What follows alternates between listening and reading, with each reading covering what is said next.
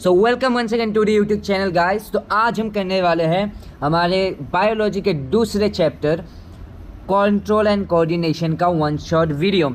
तो इस वीडियो में हम इस पूरे चैप्टर को खलास कर देंगे और इस चैप्टर का हर एक रस निचोड़ लेंगे।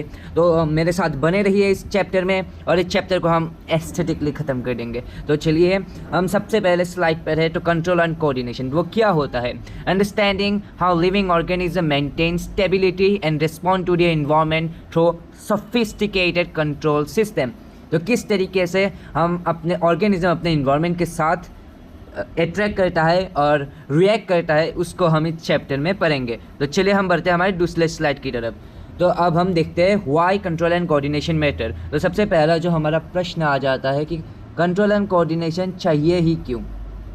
तो उसके लिए control and coordination is the complex process to ensure various body system work together efficiently to maintain the body's stable state known as homeostasis।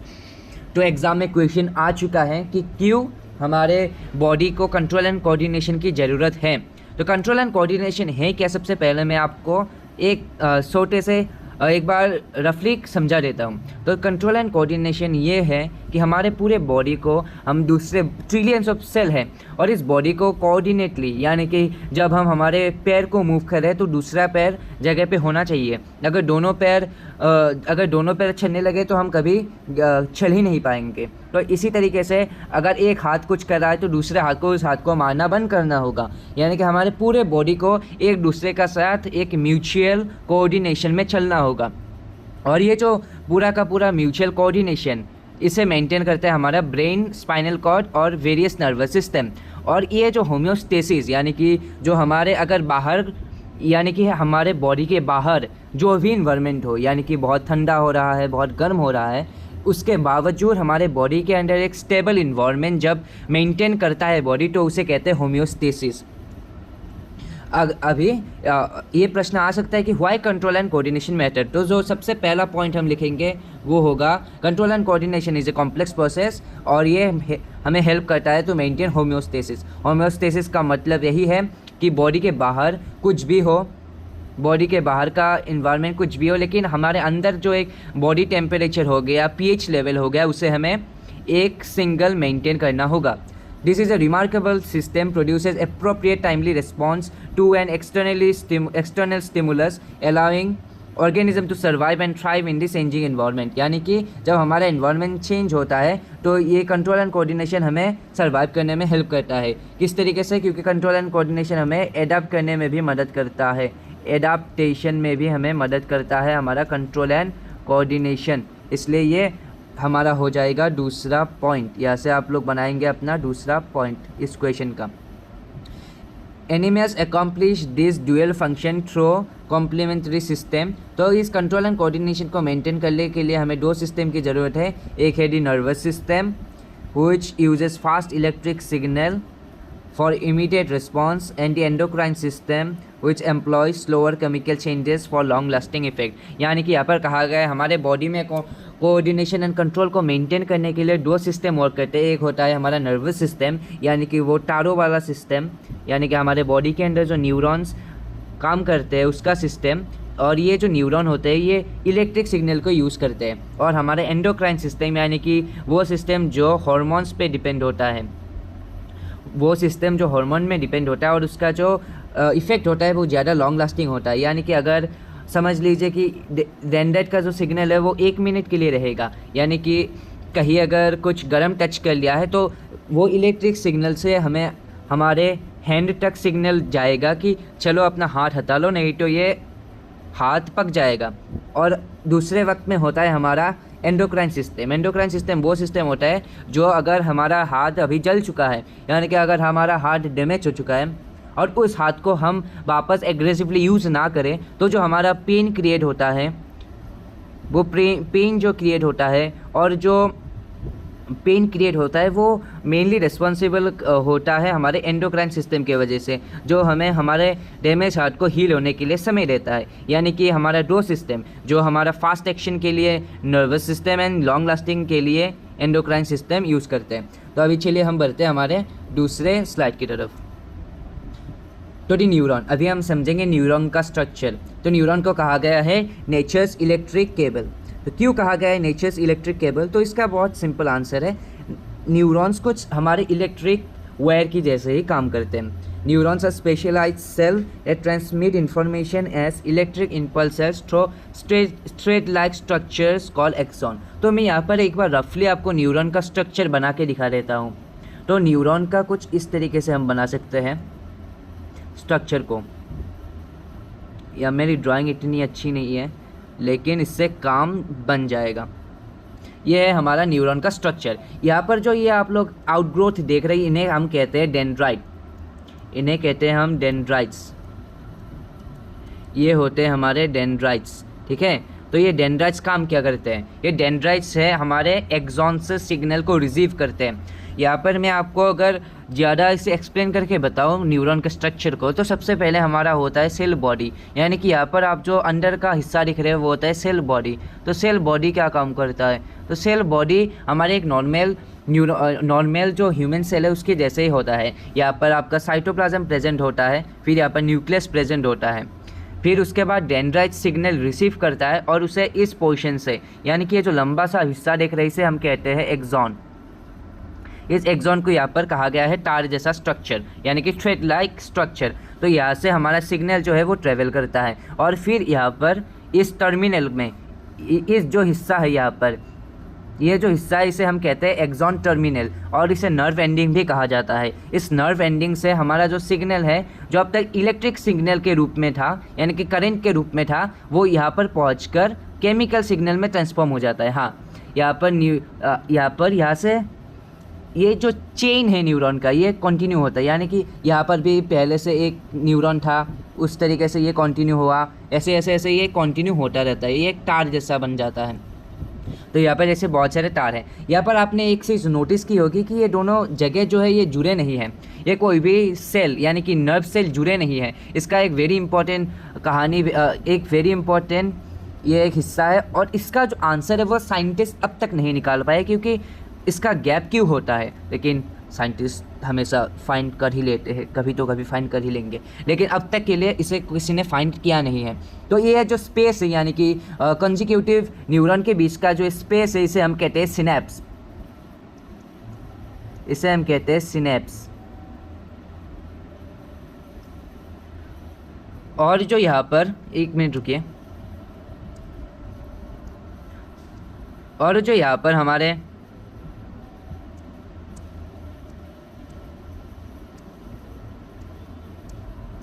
तो यहाँ पर इसे कहा जाता है सिनेप्स, और फिर यहाँ पर सेल एक्सॉन से ये जो इलेक्ट्रिक सिग्नल है ये ट्रांसफॉर्म हो जाता है। यहाँ पर मैं आपको फिर से एक बार इसे एट लास्ट आपको एक बार मैं समझा देता हूँ ये किस तरीके से बनेगा।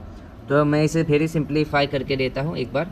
यहाँ पर एक डेंड्राइट का टिप होगा ऐसे ऐसे, फिर यहाँ पर होगा एक्सॉन, फिर एक्सॉन टर्मिनल, यहाँ पर सिग्नल रिसीव होगा केमिकल सिग्नल के रूप में, ये होगा सेल बॉडी, फिर ऐसे हमारा सिग्नल ट्रेवल करेगा और यहाँ पर जाके इस पोर्शन में जाके फिर से केमिकल सिग्नल में ट्रांसफॉर्म हो जाएगा। तो इम्पॉर्टेंट बात यह है कि जब सिग्नल हमारे नर्व सेल के थ्रू ट्रेवल करता है तो वो सिग्नल इलेक्ट्रिक सिग्नल होता है, और जब वो बाहर आ जाता है तो वो केमिकल सिग्नल में ट्रांसफॉर्म हो जाता है। तो चलिए अब डेफिनेशन को पढ़ लेते हैं।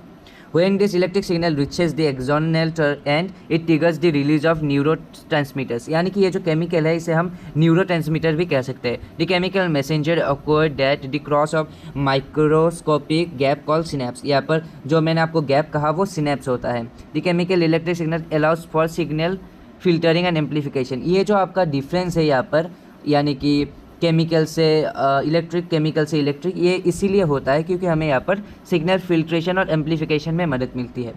अभी ये जो यहाँ पर पोर्शन है इस बॉक्स के अंदर, ये आपके बुक एनसीईआरटी में नहीं है, लेकिन ये बहुत इंपॉर्टेंट है अगर आप आगे बायोलॉजी को ऑप्ट करते हो। तो सबसे पहला जो यहाँ पर कहा गया है कि fatty insulating layer covering many axon that increases the nerve impulse speed by up to 100 time faster without it signal would travel far too slow for survival, यानी कि यहाँ पर जो आप एक्सॉन दिख रहे हैं यहाँ पर असल में ज़्यादातर ऐसे कवरिंग्स होते हैं एक्सॉन के तार के ऊपर, जहाँ पर हमें इंसुलेशन दिखता है उस तरीके से यहाँ पर माइलिन शीट का जो होता है फैटी लेयर का एक इंसुलेशन होता है, जिसके वजह से जो सिग्नल का स्पीड है वो 100 टाइम्स तक फास्ट हो जा सकता है। फिर है हमारे पास गायल सेल, तो ये नॉन न्यूरल सपोर्ट सेल है that provide nutrition insulation remarkable outcome. तो यहाँ पर हमें ब्रेन में ज़्यादातर लगता है हमें कि न्यूरॉन ही प्रेजेंट होंगे, लेकिन ज़्यादातर न्यूरॉन से भी ज़्यादा प्रेजेंट होते हैं गायल सेल। ये गायल सेल हमारे न्यूरॉन को सपोर्ट करते हैं और उन्हें इंसुलेशन और न्यूट्रिशन प्रोवाइड करने में मदद करते हैं। तो चलिए अब हम बढ़ते हैं हमारे दूसरे स्लाइड की तरफ। तो जो दूसरा स्लाइड है ये बहुत इंपॉर्टेंट है और इससे बहुत सारे क्वेश्चन भी बनते हैं, और ये डायग्राम आपको बनाना आना चाहिए। ये डायग्राम है हमारे रिफ्लेक्स एक्शन का। The reflex action is a involuntary automatic rapid response that does not involve conscious thought.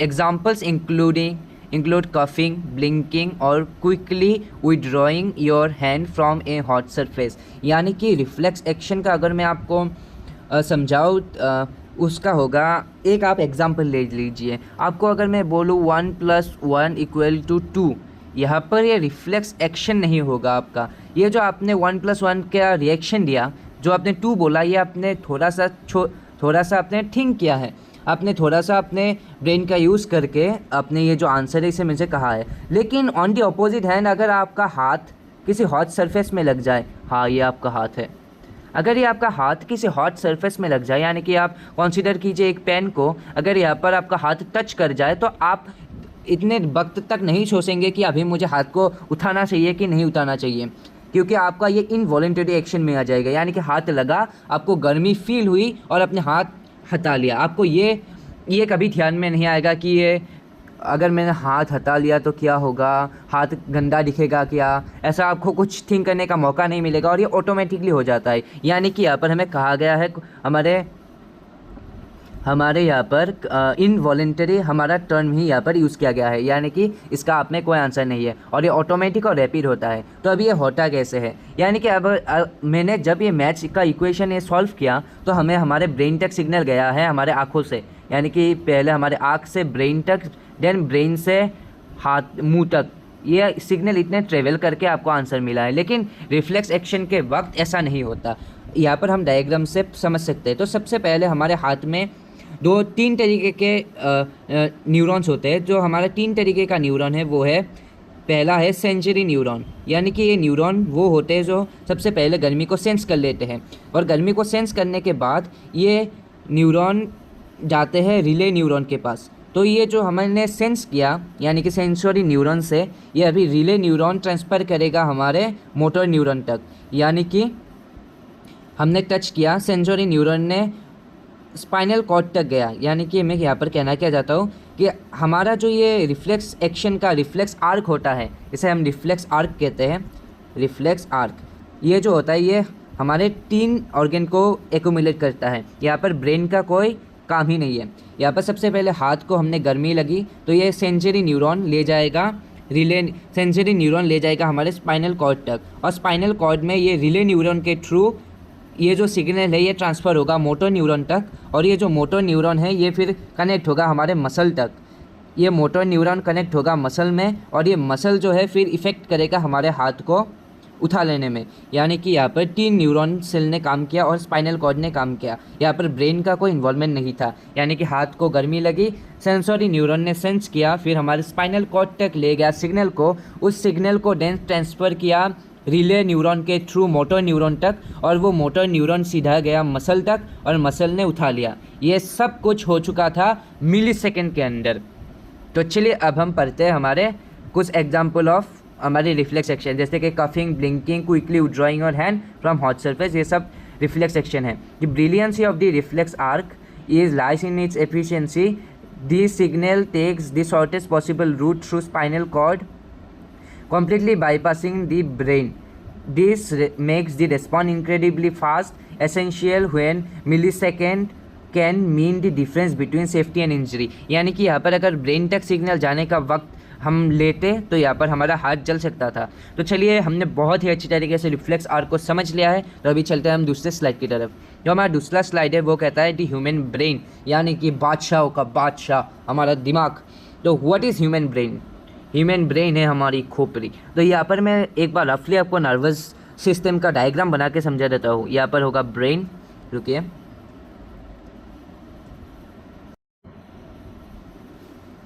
तो मैं यहाँ पर ह्यूमन ब्रेन का जो नर्वस सिस्टम है उसका एक बार सिंपली आपको डायग्राम बना के समझा देता हूँ। तो सबसे पहले होगा हमारा ब्रेन, फिर होते हैं हमारे स्पाइनल कॉर्ड, और उस स्पाइनल कॉर्ड से निकलेंगे न्यूमरस नर्व्स, यानी कि पैर पे भी जाएंगे, यानी कि थोड़ा जो है हमारे बॉडी का ही वो बन चुका है। यहाँ पर होगा हमारा ब्रेन होगा, फिर होता है हमारा स्पाइनल कॉर्ड यहाँ पर, और फिर होते हैं ये सब नर्व्स। तो यहाँ पर हमने सिंपली बना लिया है। तो मैं मेनली आपको ये कहना चाहता हूँ कि ब्रेन जो है वो हेड की तरह काम करता है हमारे बॉडी के लिए। तो अभी मैं एक बार रुकिए, तो अभी यहाँ पर आप लोग देखिए कि ब्रेन होता क्या है। तो सबसे पहले हमें ब्रेन के प्रोटेक्शन के बारे में बताया गया है। तो ब्रेन का जो प्रोटेक्शन है वो होता है रुकिए, यहाँ पर एक मैं स्विच कर लेता हूँ आपके लिए।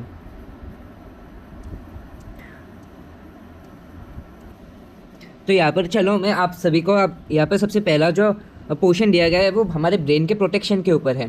तो the protected by cranium, bone, skull and delicate tissue layer, the brain floats in cushioning fluid that absorbs shock. This 3-pound organ is divided into 3 major regions, each with special function that works in perfect harmony. तो यहाँ पर सबसे पहले जो brain के protection के बारे में बताया गया है, तो मैं अभी इसको थोड़ा आउट ऑफ सिलेबस आप सभी को बता दे सकता हूँ, लेकिन आपको उसे इतना ध्यान देने की वाली बात नहीं है। तो सबसे पहला जो सबसे आउटर लेयर होता है वो होता है हमारे क्रेनियम का। उसके बाद हमारे यहाँ पर 3 लेयर होता है। सबसे पहला जो लेयर होता है उसका नाम होता है डूरा मैटर, फिर होता है हमारे पास आर्सेनॉइड मैटर, फिर होता है पाई मैटर, और फिर होता है हमारे पास सेरिब्रेलो फ्लूइड। यहाँ पर जो हमें फ्लूइड कहा गया है उसका नाम है सेरिब्रोस्पाइनल फ्लूइड। तो इसे हम कहते हैं CSF फ्लूइड भी कहा जाता है। तो यहाँ पर हम इसे कहते हैं सेरिब्रोस्पाइनल फ्लूइड कहा जाता है, और ये फ्लूइड हमारे ब्रेन को प्रोटेक्ट करता है। तो अभी यहाँ पर मेनली हमें कहा गया है कि हमारा जो ब्रेन होता है, यानी कि कुछ ऐसा हमारा ब्रेन, तो ये और अच्छा हो सकता है लेकिन लाइक कुछ इस तरीके से, हाँ, यहाँ पर हमारे ब्रेन को 3 पोर्शन में डिवाइड किया गया है। जो हमारा सबसे बड़ा पोर्शन है वो है हमारा फोर ब्रेन, यानी कि केरियम। तो यहाँ पर मैं आपको जो ये डिस्ट्रीब्यूशन बता रहा हूँ, ये आप लोग इस तरीके से मत समझना कि ब्रेन का हिस्सा कुछ इस तरीके से डिवाइडेड है कि ये वाला होगा फोर ब्रेन, ये वाला होगा मिडिल ब्रेन, ये वाला होगा बैक ब्रेन, ऐसा नहीं है। तो ये लेयर में भी होता है, यानी कि जो सबसे अपर लेयर है ब्रेन का, उसे ज़्यादातर हम कंसिडर करते हैं मोस्ट ऑफ द पोर्शन को फोर ब्रेन। उसके बाद अंदर वाला लेयर होता है मिड ब्रेन, और जो बैक ब्रेन होता है यानी कि हिंड ब्रेन, वो हमारे पीछे वाले लोकेशन में होता है। यानी कि जो फोर ब्रेन है केरियम, the largest part of the brain, seat of intelligence, voluntary action, memory and complex thought, specific area processes specific sensory input, light, sound, touch, taste, smell, each have dedicated processing zone। यानी कि हमारा जो ये brain है यहाँ पर रुकिए, मैं एक बार ब्रेन का अगर कुछ स्ट्रक्चर है तो देख लेता हूँ। यहाँ पर वैसे तो नहीं है, लेकिन चलिए मैं आपको एक बार फिर से बना कर ही दिखा देता हूँ। यहाँ पर देखिए, यहाँ पर अगर मैं ब्रेन का अगर स्ट्रक्चर बनाऊँ थोड़ा बड़ा करके, तो ये होगा हमारा ब्रेन। तो यहाँ पर जो सबसे आउटर लेयर है ब्रेन का, यानी कि आप एक समझ लीजिए, एक का जो वाइट वाला पोर्शन है उसे आप फोर ब्रेन समझ लीजिए। वो फोर ब्रेन डिस्ट्रीब्यूटर होता है हमारे डिफरेंट पोर्शन में। तो जो सबसे पहला जो पोर्शन होता है, उन पोर्शन को यानी कि सेरिब्रल को हम डिफरेंट पोर्शन में डिस्ट्रीब्यूट करते हैं, और उन डिस्ट्रीब्यूशन को कहते हैं लोब। तो सबसे पहला जो हमारा लोब होता है वो होता है ये वाला लोब, यानी कि जो पहले वाला लोब होता है, इसे हम कहते हैं प्रीफ्रंटल लोब, इसे हम कहते हैं प्रीफ्रंटल लोब। तो ये जो प्रीफ्रंटल लोब होता है ये हमारे मोस्टली इंटेलिजेंस, इमोशन को कंट्रोल करता है। फिर हमारे पास होता है यहाँ पर ऑप्टिकल लोब। यहाँ पर जो ये लोब होता है हमारा ऑप्टिकल लोब, ये ऑप्टिकल लोब हमारे विज़न को, यानी कि विज़न को सपोर्ट करता है ये ऑप्टिकल लोब। फिर हमारे यहाँ पर होता है हमारा पेरेंटियल लोब, जो मोस्टली हमारे सेंसेस को कंट्रोल करता है। और यहाँ पर फिर हमारे पास इस पोर्शन में होता है हमारे पास टेम्पोरल लोब। यहाँ पर टेम्पोरल लोब होता है। टेम्पोरल लोब कंट्रोल करता है हमारे हियरिंग को, ठीक है, जो हम सुनते हैं, हियरिंग, मेमोरी और लैंग्वेज को ये पोर्शन कंट्रोल करता है। तो ये आपको इतनी ध्यान रखने वाली बात नहीं है, लेकिन कभी कभार इससे क्वेश्चन आ जा सकता है, क्योंकि एनसीईआरटी में थोड़ा थोड़ा इसका मेंशन किया गया है। तो तो यहाँ पर हमने सबसे पहले फ्रंटल को कर लिया है। तो मिड ब्रेन क्या है? तो मिड ब्रेन सबसे छोटा पोर्शन है और ये ज़्यादातर अंडर होता है ब्रेन के, जो बाहर से इतने आसानी से नहीं दिखता। तो primarily involved in relaying information between different brain region and controlling involuntary reflexes related to sight, hearing, such as adjusting pupil size and response to light। यानी कि जो मिड ब्रेन है ये ज़्यादातर हमारे तार के जैसे ही वर्क करता है, और हमारे डिफरेंट जो ब्रेन के लोब होते हैं उसमें हमारे डिफरेंट ब्रेन के लोब में मेमोरी यानी कि सिग्नल को ट्रांसफ़र करने में मदद करता है। और ये कुछ इनवॉलेंटरी एक्शन जैसे कि हमारे प्यूपिल के साइज़ को कंट्रोल करने में भी मदद करता है, और ये हमारे हिंड ब्रेन और फोर ब्रेन दोनों को कंट्रोल करते हैं। फिर है हमारा हिंड ब्रेन यानी कि पीछे वाला ब्रेन। इट कॉन्टेंस सेरिब्रम, यानी कि ब्रेन के स्ट्रक्चर में जो हमने बनाया था यहाँ पर ये पूरा वाला जो पोर्शन है यहाँ पर हमारा प्रेजेंट होता है सेरिब्रम। तो सेरिब्रम मेनली काम करता है हमारे बॉडी के बैलेंस को मेंटेन करने के लिए। इसलिए आपने मूवीज़ में भी देखा होगा, जब हम ब्रेन के पीछे वाले हिस्से में किसी लोहे के चीज़ से स्ट्राइक कर देते हैं तो यहाँ पर इस वाले पोर्शन में लगने के कारण जो ह्यूमन है यानी कि जो इंसान है अपना बैलेंस खो देता है। फिर है हमारा मेड्यूला। तो मेड्यूला हमारा प्रेजेंट होता है इस पोर्शन में, यानी कि यहाँ पर आपने कुछ लंबा सा देखा होगा, तो मेडुला इस पोर्शन में प्रेजेंट होता है। तो मेडुला का जो काम है, मेडुला का काम मेनली होता है life sustaining functions like heart beat और ब्रीथिंग को मेंटेन करना और सिंक्रोनाइज करना। और फिर हमारे यहाँ पर एक और पोर्शन होता है, उसे कहते हैं हम पॉन्स। तो पॉन्स का जो मेन काम है वो है रेस्पिरेशन रेगुलेशन करना। यहाँ पर मैं इसे पी से डिनोट करता हूँ, इसे एम से और इसे सी से, ठीक है। तो जो पॉन्स का काम है वो है रेस्पिरेशन को रेगुलेट करना। और यहाँ पर आप एक और चीज़ ध्यान रखिए, जो ये मेडुला का काम है, ये मेडुला हमारे वॉमिटिंग जैसे इनवॉलेंटरी एक्शन को भी देखता है। तो अभी चलिए, हमने यहाँ पर तीनों के तीनों ब्रेन के पोर्शन को कवर कर लिया है। तो अभी चलते हैं हम नेक्स्ट स्लाइड पे। तो नेक्स्ट स्लाइड है वो है प्लान का मूवमेंट। तो प्लान का मूवमेंट होता है मूवमेंट विदाउट मसल। तो यहाँ पर प्लान कैसे मूव करता है? Since plant are immovable and lack a nervous system, यानी कि प्लान के अंदर नर्वस सिस्टम नहीं होता, उनके अंदर थोड़ा बहुत हम कह सकते हैं एंडोक्राइन सिस्टम जैसा ही हार्मोन का सिस्टम होता है, लेकिन उनके सिस्टम को हम एंडोक्राइन सिस्टम नहीं कहते, क्योंकि एंडोक्राइन सिस्टम मोस्टली ब्लड के ऊपर डिपेंड होता है। उसके बाद हम अगर कहें तो they rely entirely on hormones and differently cell movement to coordinate their activity. The results can be remarkably rapid. Some plants respond to touch in mere seconds. यानी कि कुछ प्लांट ऐसे भी होते हैं जिनका ये सिस्टम बहुत डेवलप्ड होता है और वो टच के रिस्पॉन्स बहुत मिली सेकेंड्स में भी कर सकते हैं। और उनमें से एक प्लांट है हमारा टच मी नॉट। आप सभी ने इसे देखा होगा, उसे चुई मुई का प्लांट भी कहा जाता है, यानी कि टच मी नॉट। उसका जो साइंटिफिक नेम है वो है मिमोसा पुडिका। उसे हमारे टच करने के साथ ही, यानी कि कुछ प्लांट ऐसा होता है वो खिला हुआ होता है और जब हमें इसे टच करते हैं तो वो कुछ ऐसा मुरझा सा जाता है, ठीक है। और उस प्लांट को कहते हैं हम मिमोसा पुडिका। उसे टच मी नॉट भी कहा जाता है। तो ये जो प्लांट होते हैं ये रिमार्केबल प्रोसीजन के साथ हमारा आंसर दे सकता है। उसके बाद है हमारा नॉन डायरेक्शनल मूवमेंट। ये जो टच मी नॉट का जो ये हमारा मूवमेंट हुआ ये नॉन डायरेक्शनल था, यानी कि यहाँ पर अगर हम किसी भी डायरेक्शन से टच करें टच मी नॉट प्लांट को तो ये जो अपना रिस्पॉन्स होगा ये किसी डायरेक्शन ओरिएंटेड नहीं होगा, यानी कि अगर हमने यहाँ से टच किया तब भी ये क्लोज होगा और अगर हमने यहाँ से टच किया तो तब भी ये क्लोज होगा। तो यहाँ पर हमने एक चीज़ इस बात से नोटिस की कि प्लेन का जो मूवमेंट होता है वो दो टाइप के होते हैं। एक टाइप होता है हमारा जो डायरेक्शन पे रिले करता है, यानी कि अगर सूरज यहाँ से निकला है तो सनफ्लावर का जो प्लांट होता है वो उसी डायरेक्शन में दिखता है। लेकिन उसके ऑपोजिट हमने टच मी नॉट का एग्जांपल देखा जो डायरेक्शन ओरिएंटेड नहीं था।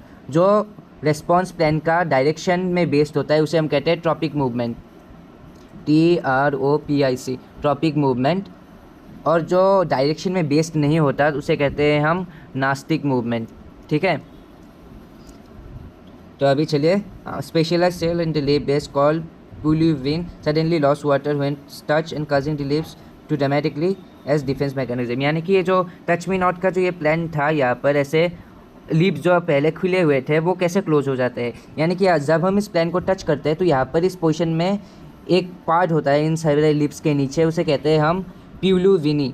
जब हम इसे टच करते हैं तो इसका जो वाटर स्टोर होता है इस पोर्शन में तो वो वाटर प्लांट लूज़ कर देता है और उसके वजह से ये सारे लीव्स क्लोज हो जाते हैं। तो अभी जो हमारा दूसरा पोजीशन है वो है different type of topic movement, यानी कि टॉपिक मूवमेंट वो मूवमेंट होते हैं जो हम डायरेक्शन बेसिस में होते हैं। तो सबसे पहला जो डायरेक्शन, यहाँ पर आप डेफिनेशन को एक बार नोट कर लेना। तो जो सबसे पहला टॉपिक मूवमेंट है वो है फोटोट्रॉपिज्म, यानी कि रिस्पॉन्स टू लाइट। तो ये ट्रॉपिज्म हमारे लाइट के डायरेक्शन में रिस्पॉन्ड करता है या फिर लाइट के ऑपोजिट में रिस्पॉन्ड करता है। यानी कि हमने सनफ्लावर का जो एग्जांपल देखा, हमने देखा कि सनफ्लावर हमेशा जहाँ से लाइट का सोर्स आ रहा है वहीं पर अपना फेस करती है, और ये जो रिस्पॉन्स टू लाइट है ये ऑक्सिन हार्मोन कंट्रोल करता है। और ये ऑक्सिन हार्मोन किस तरीके से कंट्रोल करता है कि एक बार आप देखिए, ऑक्सिन एक हार्मोन होता है जो प्लांट के ग्रोथ को प्रमोट करता है। अगर हम समझ लें कि एक प्लांट है और इस तरफ सूरज निकला हुआ है, अभी ये प्लांट इस तरफ ग्रो करेगा, लेकिन करेगा कैसे? जब हमारे सूरज जिस साइड में होगा, यानी कि अभी इस प्लांट को इस वाले साइड में ज़्यादा से ज़्यादा सनलाइट रिसीव हो रहा है, इसलिए जो हमारा ऑक्सिन हार्मोन होगा वो इस तरफ यानी कि ऑपोजिट साइड में ट्रेवल कर जाएगा प्लांट के। जब ये प्लांट के ऑपोजिट साइड में, यानी कि जिस साइड में इसे रोशनी नहीं मिल रही है उस साइड में माइग्रेट करने के बाद ये उस साइड का जो ग्रोथ है वो ग्रोथ बढ़ा देगा, और ग्रोथ बढ़ने के कारण ये जो प्लांट है ये प्लांट फिर ऐसे ट्विस्ट करके ग्रो करने लगेगा और फिर ये सन की तरफ ग्लो करने लगता है। इसे कहते हैं हम फोटोट्रॉपिज्म। फिर है हमारे पास जियोट्रॉपिज्म। जियोट्रॉपिज्म बहुत ईजी है। ये जियोट्रॉपिज्म ग्रेविटी के ऑपोजिट ग्रो करता है, ग्रेविटी के डायरेक्शन में ग्रो करता है। यानी कि हमने पता है कि जो प्लांट का शूट होता है, यानी कि प्लांट का जो स्टेम होता है वो हमेशा ऊपर की तरफ ग्रो करता है और जो रूट्स होते हैं वो हमेशा नीचे की तरफ। तो ये एग्जांपल है जियोट्रॉपिज्म का। अभी कीमियोट्रॉपिज्म का एक एग्जांपल बहुत इंपॉर्टेंट है और वो है फ्लावर्स के फर्टिलाइजेशन के वक्त। फ्लावर्स में हमें पता है कि जब स्टिग्मा में पोलन ग्रेन्स आते हैं तो वो पोलन ग्रेन्स एक पोलन ट्यूब के सहायता से ओवेरी तक ट्रेवल करते हैं। अगर इस पोलन ग्रेन को अगर पता नहीं चलेगा कि, और इस पोलन ट्यूब को पता नहीं चलेगा कि किस तरह ग्रो करना है, तो ये कैसे होगा? इसलिए यहाँ पर होता है कीमियोट्रॉपिज्म का मैकेनिज्म, यानी कि ये जो ओवेरी है ये केमिकल रिलीज करता है जिसके कारण इस पोलन ग्रेन को पता चल जाता है कि यहाँ पर हमें जाना है और ये ट्यूब फॉर्मेशन कर लेता है। तो ये एक बहुत ही अच्छा एग्जाम्पल है। तो चलिए अब हम बढ़ते हैं हमारे नेक्स्ट सिस्टम की तरफ, जो है हमारा एंडोक्राइन सिस्टम। तो एंडोक्राइन सिस्टम है क्या? तो मैंने कहा था कि एंडोक्राइन सिस्टम वही सिस्टम है जो हार्मोन को कंट्रोल करता है। एंडोक्राइन का मतलब है हार्मोन का सिस्टम।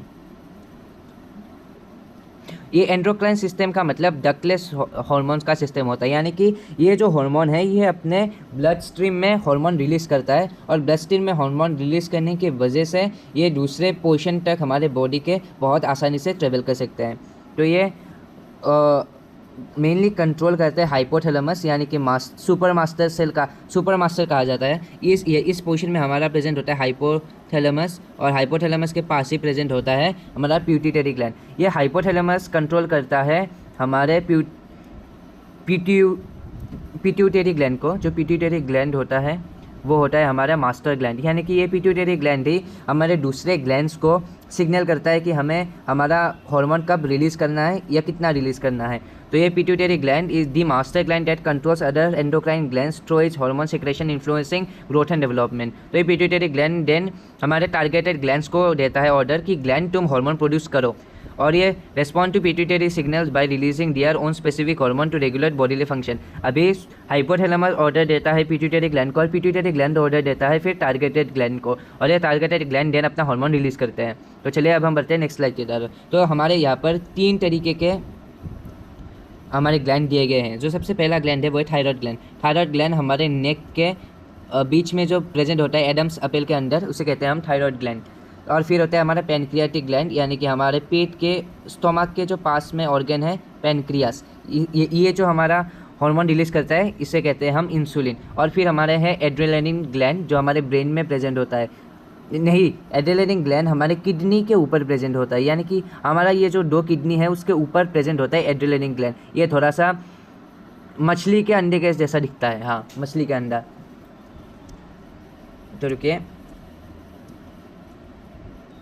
जो होता है ये किडनी के ऊपर प्रेजेंट होता है। तो और ये जो हार्मोन है इसे हम एड्रेनालिन कहते हैं। तो सबसे पहले अब हम हार्मोन का जो काम है वो समझते हैं। सो थायराइड ग्लैंड रिलीज़ करता है थायरॉक्सिन हार्मोन, और ये थायरॉक्सिन हार्मोन हमारे बॉडी के रेगुलेशन यानी कि मेटाबॉलिज्म में मदद करता है। और ये थायराइड हार्मोन को प्रोड्यूस करने के लिए हमें इंपॉर्टेंट होता है आयोडीन। आयोडीन जब हमारे बॉडी में प्रेजेंट होता है तभी इस थायरॉक्सिन हार्मोन का सिंथेसिस हो पाता है। और अगर इस आयोडीन का हमारे बॉडी में डिफिशियंसी हो तो एक डिजीज़ होता है, इसे कहते हैं हम गोइटर। तो गोइटर होता है swelling of the thyroid gland. इससे कारण हमारा थायराइड ग्लैंड बड़ा हो जाता है ताकि ये कुछ और ज़्यादा हार्मोन प्रोड्यूस कर पाए, क्योंकि आयोडीन का मात्रा वैसे ही कम है। इसके लिए हमारा जो थायराइड है वो बड़ा हो जाता है और गोइटर का रूप ले लेता है। तो इसको ठीक करने के लिए हमें ज़्यादा आयोडीन इंटेक करना पड़ेगा। आयोडीन मोस्टली हमारे कॉमन सॉल्ट में ही प्रेजेंट होता है। दूसरा है हमारा इंसुलिन। तो इंसुलिन जो है वो पेनक्रियास रिलीज करता है, और इंसुलिन का मेन काम है हमारे बॉडी में शुगर के लेवल को मेंटेन करना। यानी हमें सबको पता है कि ब्लड से ही हमारे बॉडी तक फूड डिलीवर होता है, और उस ब्लड में शुगर होता है। अगर उस शुगर का जो हमारा लेवल है, शुगर का लेवल निकलेगा, वो शुगर का जो लेवल है वो लेवल हम कंट्रोल करता है इंसुलिन। और इंसुलिन जब ये ज़्यादा हो जाता है हमारे बॉडी में, प्रिसाइसली हाई ब्लड शुगर, तो इसे कहते हैं हम डायबिटीज़। सबने सुना होगा डायबिटीज़, और इसीलिए डायबिटीज़ का जो इलाज होता है उसके लिए पेशेंट्स इंसुलिन के इंजेक्शन भी लेते हैं। फिर है हमारा adrenaline gland. Adrenaline gland produce करते हैं एड्रेनलिन हार्मोन को, जो हार्मोन कहते हैं हम फ्लाइट और फ्लाइट हार्मोन, यानी कि मारो या फिर दौड़ो। ठीक है, तो एड्रेनलिन हार्मोन उसी वक्त रिलीज होता है जब हम स्ट्रेस में होते हैं। यानी कि अगर हमारे पीछे कुत्ता पड़ गया, हमारे पीछे शेर पड़ गया, हमारे पीछे अपनी मॉम पड़ गई, हाँ माँ ज़्यादा खतरनाक होती है, हाँ, तभी हमारे ब्रेन में ये हार्मोन रश कर जाता है, यानी कि ज़्यादा रिलीज होता है। और उसके लिए हमें 2 प्रकार के सिचुएशन के लिए रेडी करता है। अगर ये कुत्ता हो तो आप दौड़ सकते हैं या फिर इसे लड़ सकते हैं। अगर वो शेर हो, उससे आप दौड़ सकते हैं या फिर लड़ सकते हैं। उसके लिए हमारे बॉडी को वो हार्मोन रेडी कर देता है, यानी कि हमारे ब्लड सप्लाई को इंक्रीज़ कर देता है, हमारे ऑक्सीजन को इंक्रीज़ कर देता है, हमारे रेस्पिरेशन को इंक्रीज़ करता है, हमारे बॉडी में एनर्जी के प्रोडक्शन को इंक्रीज़ कर देता है। ये सारे इंक्रीज़ हो जाते हैं। और अगर वो आपके पीछे माँ पड़ी हो तो आपको फ्लाइट ही करना पड़ेगा, दौड़ना ही पड़ेगा। तो चलिए अब हम बढ़ते हैं हमारे दूसरे स्लाइड की तरफ, जो है हमारा फीडबैक मैकेनिज्म। ये होगा हमारा आज का लास्ट चैप्टर, यानी कि the body maintain precise hormone level through the sophisticated negative feedback loop, one of the nature's most elegant control system. When body hormone activate, this trigger is signal to reduce its production and prevention of overshooting of target. यानी कि मैंने कहा कि hormone का जो release है वो हो जाता है, कंट्रोल करता है हमारा पिट्यूटरी ग्लैंड। उसको कंट्रोल करने के बाद, रिलीज़ हो जाने के बाद, जब हमारे बॉडी में जो सोल्यूशन हो गया है, यानी कि माँ पीछे पड़ी थी, अब माँ शांत हो गई है, या फिर कुत्ता पीछे पड़ा था, वो कुत्ता अभी गायब हो गया है। तो ऐसा तो नहीं हो सकता कि एड्रेनलिन का जो हमारा हार्मोन होगा वो ब्लड में हमेशा ज़्यादा ही रहेगा। तो बहुत प्रॉब्लम हो सकती है, हमारे बॉडी का एनर्जी डिफिशियंसी में चला जा सकता है, हमारा हार्ट अटैक हो सकता है। तो इसके लिए हमारा अभी बॉडी में इस हार्मोन का जो लेवल है इसे लो करने की ज़रूरत है। और ये लो कब करेगा कि हमारा जो ये ग्लैंड होंगे, यानी कि एड्रेनलिन ग्लैंड अभी हमारे खून के कंट्रोल में आएगी, यानी कि खून को स्ट्रेच करेंगी। और जब हमारे सिचुएशन को ठंडा होने के बाद, जब एड्रेनलिन हार्मोन को ये पता चलेगा, पिट्यूटरी ग्लैंड सिग्नल करेगा कि हार्मोन कम करो। और हार्मोन कम करने के लिए ये जो ग्लैंड है, ये जब ब्लड के संपर्क में आएगी तो अपना हार्मोन जो है वो रिड्यूस करना कम कर देगी। तो इसी के साथ ही आज हमने बहुत ही डिटेल में इस चैप्टर को हमने फिनिश कर दिया है। और अगर आपको इसके पहले चैप्टर का जो 1 शॉट है वो चाहिए तो वो भी हमारे चैनल में प्रेजेंट है। और इसके बाद भी हम इस चैनल पे अपने डिफरेंट साइंस के टॉपिक का फैंटास्टिक 1 शॉट वीडियो लाते रहेंगे। तो अब तब तक के लिए bye bye, see you again.